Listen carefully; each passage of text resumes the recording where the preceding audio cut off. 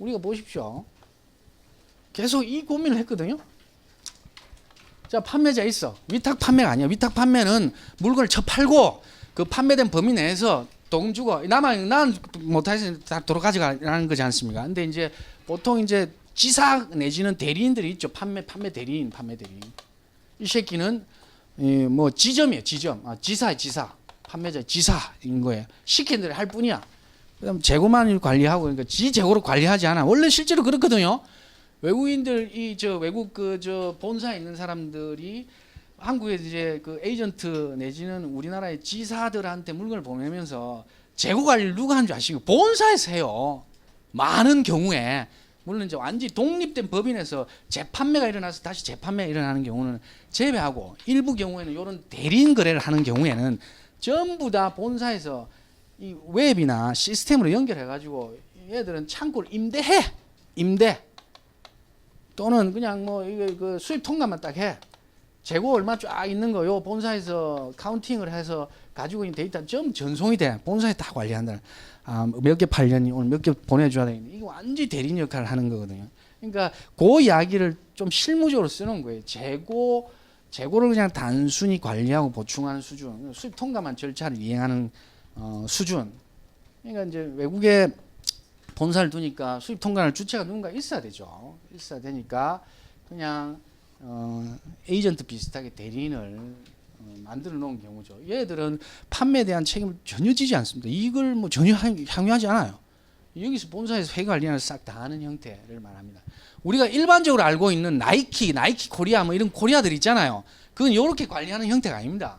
물건을 정상적으로 사오고 싸게 사야 되겠다, 비싸게 사야겠다 하고 판관비 얼마도 광고하고 이렇게 해가 정상적으로 판매를 하는 거래죠. 이거는 완전한 리세일 거래죠. 독립된 거래 당사자처럼 거래한다라는 이야기입니다. 이런 거래가 아니고 지금 우리가 이야기하고 있는 거래는 완전히 대리인들 사무실 좀 차려놓고 하는 이런 거래들을 이야기합니다. 이제 밑에는 지점 이야기를 하지만 그것과 유사한 형태죠. 아이덴티티는 이런 거래에서는 고객이 이렇게 쭉 뭐 이제 있으면 판매를 하죠. 다시 판매를 하는데 이게 이제 요 둘 간의 거래만 놓고 보면 이게 당연히 대리인 거래니까 보나파이드 세일이 아니고 수출 판매가 일어나지 않는다. 왜냐? 판매자의 계산이니까. 얘가 소유권을 판매자로부터 이전받는 게 아니니까. 고객이 정해지는 경우에 예를 들면 고객이 뭔가를 새로 사겠다 계약을 하는 경우에 그때 판매가 일어나는 거죠. 그때 판매가 일어나도 얘가 소유권을 이전을 받아서 이전을 시키는 게 아니라 사실은 얘를 통해서 이렇게 이전되는 형태죠. 그러니까 수출 판매는 일어나지 않고 수입 시점에는 당연히 판매의 결과로 뭔가 일어나지 않았다. 판매한 목적으로 일어났다. 이렇게 되는데 지금 이 이야기는 무슨 이야기냐? 아까 우리가 그 수입 대행자 그 다음에 판매 대행자라고 하면서 이 둘 간의 계약이 있는 경우에는 이걸 수출 판매로 본다 이런 이야기를 아까 했잖아요. 사실은 먼저 했잖아요. 그 이야기 뭐냐? 어떤 근거로 이야기를 하느냐? 바로 이 조항 때문에 그렇다는 이야기입니다. 공급자하고 수출 판매자하고 고객하고 사전에 매매 계약이 있는 경우에는 당사자를 지금 뭘로 본다? 이걸 보나파이드 세일 당사자를 보기로 했잖아요. 이때는 판매가 일어난 걸로 보고 얘는 완전히 이때는 당사자에서 빠지는 대리인으로 빠진다는 이야기입니다. 그러면 이게 구매 대리인이면 구매 수수료가 발생할 거고 판매 대리인이면 판매 수수료가 발생하겠죠. 그건 세컨드 이슈고 지금 이거 자체가 수출 판매이냐 아니냐를 지금 고민을 하고 있습니다. 수출 판매가 일어났다 이런 거래는 이미 보나파이드 세일 얘는 그러면 수수료 먹는 거예요. 수수료만. 수출 판매는 이걸 보면 넓은 의미의 수출 판매뿐만 아니라 이미 협정에서도 이 이야기를 하고 있습니다. 공급자 고객 사이에 그 다음에 두 번째 이 문장이 뭐냐? 명목상 대리인과 고객 사이. 명목상 대리인과 얘가 시키는 대로 움직이는 꼭두각시예요. 어떤 경우에는 계약이 이렇게 직접적으로 맺어지지 못하는 경우도 있을 수 있습니다. 그런 경우에 얘를 통해서 얘는 명목상 대리인일 뿐이에요. 실질적으로 얘의 위임을 받은 명목상 대리인과 얘 간의 계약이 있는 경우. 이것도 이 계약으로 간주한다는 이야기입니다. 아셨죠? 먼저 나오는 공급자와 고객 사이의 계약이 있으면 당연히 대리인 거래라고 하더라도 보나파이드 세일을 당사자로 보고, 두 번째는 얘가 얘의 지시를 받아서 얘하고 직접적으로 계약을 맺을 수 없는 경우에 명목상 대리인의 자격으로 얘의 지시를 받아서 계약을 맺으면 이 계약은 이 계약으로 간주한다는 이야기입니다. 그때도 수출 판매. 아셨죠? 이게 올해 조세 심판에 올라가 있어요. 예. 올라갈 때 결정이 났습니다. 그렇게. 판매 수수료 합쳐라 이렇게 된 거예요. 합쳐라 이렇게 된 겁니다. 예? 요거 제가 볼 때 이거 지점화 엮어서 제가 왜 이렇게 설명 많이 하느냐, 제가 꽂혔어요. 내년에 나올 것 같거든요. 왜냐? 나올 것 같습니다. 지점이 한번 나왔잖아요. 근데 이거를 우리가 수출 판매 일단 요 22.1을, 그러니까 요 중요한 이거를 어떤 부분을 수출 판매로 봐야 될 거냐, 명목상 대리 요 부분이고, 자 그다음 하나 더 남았습니다. 그 밑에 줄, 자, 이미 체결된 판매 계약에 따라 이루어진 이미 체결된 판매 계약에 따라 분배 목적의 대행수입은 1조에서 정하는 평가의 기초 사용될 수 있다. 분배 목적이라면 디스트리뷰션 목적이거든요. 여기까지가 협정의 이야기인데, 협정의 이야기예요. 권고 의견 1.1의 이야기인데, 만약 이런 이야기를 지금 하지 않고 대리인이에요. 판매자와 판매 대리인이야. 대리인이라고 아이덴티 결정이 났어.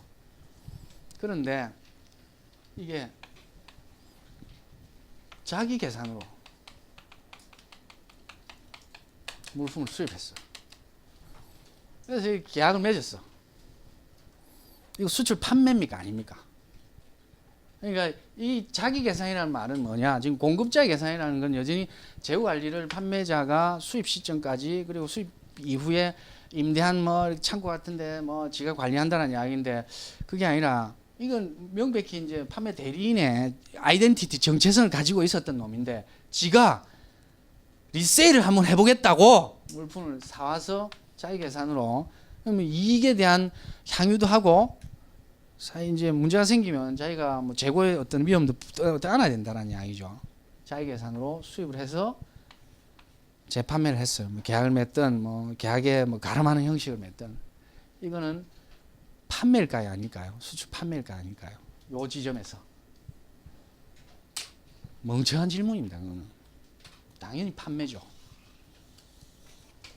명칭은 중요한 게 아니에요. 대리인이다라고 하면 무조건 대리인 수입하는 거 안 된다라는 게 아니다라는 이야기입니다. 자기 계산하에 예를 들면 소유권을 이전받고 대가를 주고, 그에 따라 재판매를 해서 이익을 향유하고 위험을 부담한다. 보나파이드 세일은 얘가 될 수 있다. 이래서 보나파이드 논의가 어렵다라는 겁니다.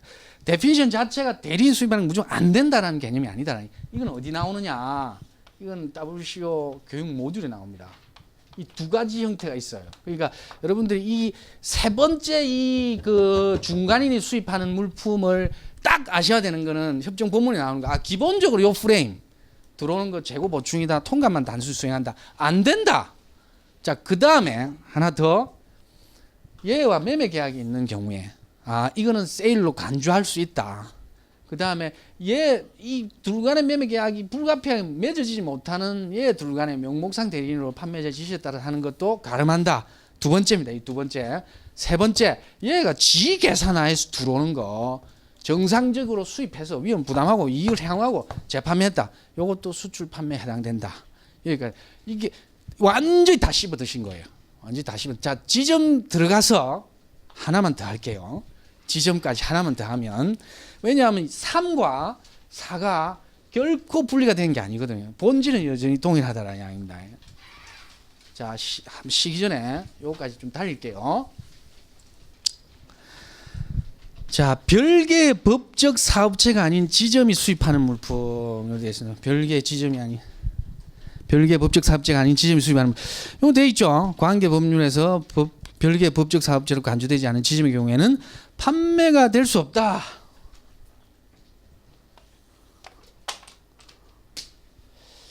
분필 이거 일부러 물에 담근 것 같은데요. 나가서 한번 말씀 좀 여쭤봐야 되겠네요. 이 본점,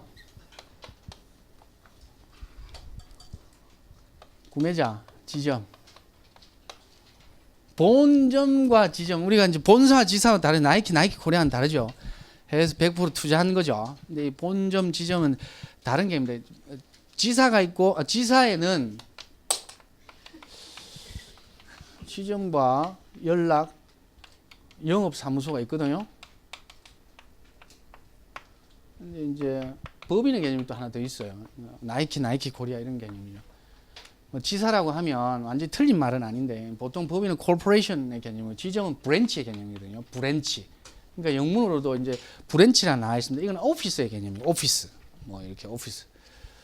법인은 돼 있죠. 영어에 경계하시는 분이 많아서 영어 좀 안 쓸게요. 저도 뭐 만만치 않아서 수학도 보기 한. 자, 그런데 자 본점과 지점은 요 개념입니다. 그러니까 이때 지점은 아이덴티티가 이 독립된 개별 계약의 주체도 될 수 없고 뭔가 자기가 별도로 이익을 향유하는 자가 안 된다. 그 의미로 별개의 법적 사업체가 아닌 지점이 수입하는 물품은 판매가 아니다라는 개념이거든요. 근데 이제 본점과 지점의 관계는 회계 관리도 사실은 본점이 다 하는 거예요. 통합해서 관리하는 이런 형태입니다. 그래서 지점이 본점으로부터 수입하는 물품은 이거 해외 법인 말고요. 나이키 코리아 말고 본점과 지점의 관계입니다. 법인의 관계가 아니라 본점으로부터 수입하는 지점의 물품은 수출 판매가 아니다. 왜냐하면 이거는 머리와 팔, 다리 이런 관계거든요. 이런 관계. 그러니까 지가 지한테 산에 이동하는 것과 마찬가지다. 한 지점에서 다른 지점으로 이동하는 것과 마찬가지다. 이런 개념입니다. 본점에서 지점으로 이동하는 것은. 근데 이제 여기서 사실 이제 여기서는 짧게 이렇게 되어 있습니다. 별개의 법적 사업체로 간주하지 않은 지점의 경우에는. 근데 우리가 이거를 약간 좀 현미경으로 들여다보면 이것이 과연 정체성의 문제인가, 독립성의 문제인가. 이거 참 이런 표현 좀 어려운 표현이긴 한데 뭐 저도 사실 잘 모르겠어요. 이제 교육 모듈이라는 것과 핸드북이라는 것과 요 협정에서 이야기를 하고 있는 것들이 약간은 좀 차이가 납니다. 핸드북에서 이야기를 하는 것들은 사실 정체성이나 그 다음에 WCO 모듈에서도 아이덴티티의 개념으로 많이 이야기를 해요. 지점이 맡는 역할, 그 다음에 계약을 할 수 있는 주체이냐 아니냐 이런 내용을 많이 하고요. 이것은 본점과는 완전히 독립된 형태로 개별적으로 자기가 움직일 수 있느냐의 문제로 이야기를 많이 하거든요.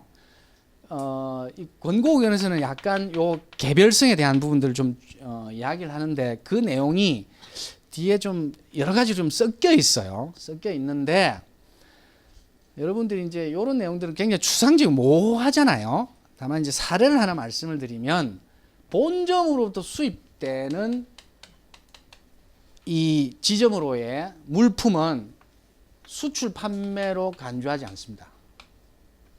그런데 본점에 컨트롤 받는 다른 지점, 예를 들면 B라는 지점이 있습니다. B라는 지점으로부터 요 구매자인 지점이 물품을 예를 들면 수입했어요. 이거는 수출 판매로 봐야 된다. 왜?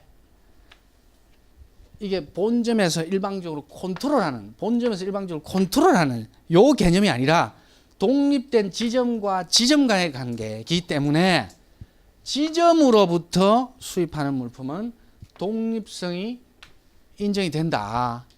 그래서 이것은 수출 판매로 봐야 된다. 그게 예시로 하나 나옵니다. 요것도 하나 좀 알아두십시오. 이것도 하나 알아두시고 뒷부분에 많은 이야기들이 막 나오는데 우리가 예전에 한번 줄을 한번 친 적이 있어요. 그러니까 그 줄은 몇 개만 이런 사항들을 가지고 확인을 한번 해보도록 하겠습니다. 만약에 아까 중간인이 수입하는 물품 있죠. 중간인이 수입하는 물품을 여기다 연결하면 어떻게 되느냐. 본사, 지사, 내지는 지점, 고객, 유사해집니다. 유사해집니다. 요게 그러면 인터미디어리의 자리로 간다라는 거예요. 아까 중간인이요, 중간인. 중간인, 중개인으로 간다라는 이야기입니다. 그러니까 조세심판에 실제로 올라간 사례, 그리고 지금 이제 그 협의에서 한번 논의가 됐던 요 내용인데, 요게 이제 입찰을 해가지고 요 명목상 계약을 맺은 거거든요. 명목상 계약을 맺었어. 본사의 지시를 받아서 본사하고 다이렉트로 계약이 안 된 거예요. 다이렉트로 계약이 안 되고 한국에 있는 지사와 입찰을 해서 계약을 맺어야 되는 상황이다. 실질적으로 요 계약은 요 계약으로 가름한다 했죠. 그래서 본사와 지점의 관계는 수출 판매로 보면 안 되잖아요. 본점과 지점의 관계는 수출 판매로 보면 안 되잖아요. 본점과 중개인의 수입 물품은 수출 판매로 보면 안 되잖아요. 그런데 이 둘 간의 계약이 있거나 이 지점과 고객 간의 계약을 본사의 지시를 받아서 명목상 대리인 내지는 명목상 지점과 고객이 계약이 되어 있는 경우에는 수출 판매로 볼 수 있다라고 했잖아요. 수출 판매를 봤다라는 이야기입니다. 그러니까 아까 그 내용과 본질은 동일해요. 그렇죠. 본질은 동일합니다. 여전히 이제 요거는 본질이 동일하지만 우리가 지점에 가서는 요 사례는 반드시 하나 기억을 해놓고요. 요 사례는 기억해 놓으십시오. 여러분들 함정에 빠뜨릴 수 있습니다. 그러니까 요 내용을 함정에 뭘 어떻게 빠뜨리냐, 이걸 사안을 아느냐 모르느냐의 문제가 아니에요.